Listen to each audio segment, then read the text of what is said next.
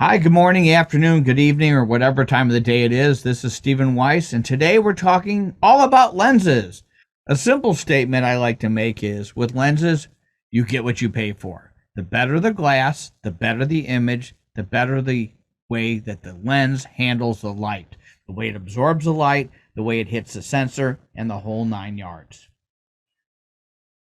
The more you shoot lenses, the more you'll understand them. I personally have everything from an 8mm all the way up through an 800mm lens. Lens quality within the brands. So if you look at these two lenses, one is metal ringed and one is plastic ringed.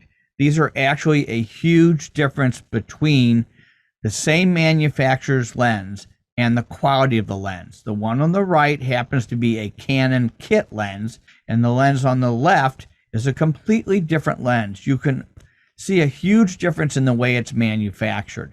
Now, the points where it touches the camera are the same, but you can see a build quality difference, and you get what you pay for. Now, if you really understand photography, you can get pretty good pictures out of a standard basic kit lens.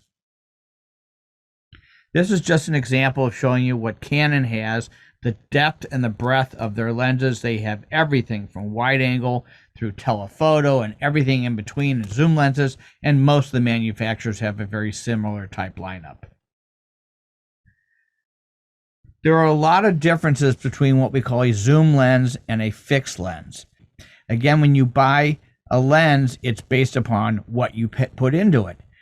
We are talking today, just so you know, about FX, meaning full frame lenses. For just a second, I'm going to explain to you that when you buy a Canon Rebel or Nikon 3300 or similar, you get what's called an APS size sensor. That comparable lens of 18 to 55 is pretty close to a 28 to about an 80 lens. So they're not the same focal lengths, but ask your dealer, you'll understand the difference. Lots of companies make a 10 to 20. There's lots of cool different zoom lenses. There are lenses called prime lenses. Prime means it's one focal length. You can have something like a 20mm, a 24, a 50, a 400, or 200. There's lots of different lenses. And generally speaking, and this is a relative statement today, a prime lens is slightly sharper and has usually a better aperture. What do I mean? Well, aperture we'll discuss in our aperture class, but it means the amount of light that it lets into the sensor. There are lots of long lenses, 80 to 200, 100 to 400. Those are great for sports, and they are zooms, different things like that. But what I want you to understand about a zoom lens, that means that the lens can change its focal length or size. Now, just as an example, we just happen to be looking at Nikon lenses. The lens in the top left is well over $1,000. It's a 24 to 70mm f2.8. F is the aperture, and we're not going to discuss a lot about aperture except when it has to do with quality. The lens on the top right is a 50mm 1.8 G lens. That 1.8 is the aperture opening, which we'll talk about just for a second. The one below it is a much more expensive lens. It's a 1.4. Well, what's the difference? It's basically the amount of light that it lets in. The lens on the top right is approximately 2 to 250. The lens on the bottom is several hundreds of dollars more.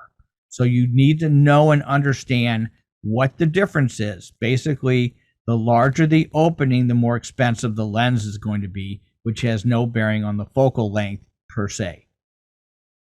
These are the exact same focal length lenses, but the manufacturers are completely different. You cannot put a Canon lens on a Nikon camera and a Nikon camera on a Canon lens unless you buy some very inexpensive gadget, and I don't recommend it because the computers won't talk. They're both 18 to 55mm kit lenses, a lens that comes with an inexpensive $500 camera. I do mean inexpensive because cameras go up to the thousands. It's a great starter lens and a starter camera. So this is me with my 24 to 120 lens walking closer to the subject. I'll be very specific. I'm at 24 millimeters. I did not zoom in at the zoo. Get it? Zoom in at the zoo? That's funny. I walked closer. And as I walked closer, the field of view is still wide at 24. And how do you know that? You can see the seats and the building in the background from the top left to the bottom right picture. The field or angle did not change. So that's a wide angle lens moving closer versus taking that same lens and zooming. The picture on the left, I stood at about 30 feet away and I zoomed in from 24 to 120.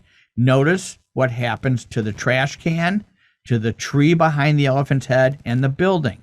As you go from 24, the tree is out of focus. It's very narrow because that's a longer focal length or a longer lens. So there's a huge, huge difference between walking and zooming. And it's all based upon what are you trying to get in the photograph. Here's the two put together. The comparison is one is walking forward, the top one, so your field or your angle does not change. The bottom one is zooming, or I call it compressing the image. It brings things in much tighter. Notice the size of the elephant's head is very similar in the pictures. It's that angle of view.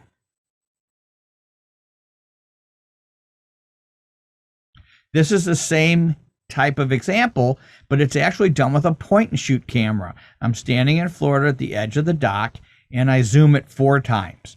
It's basically a 18 to 200 millimeter zoom lens that's a little tiny camera, but to show you it can do the same thing. I'm not walking, I'm zooming from the top left to the bottom right. You can do it on program. That way the camera will change the settings, but you'll see the difference between zooming versus walking.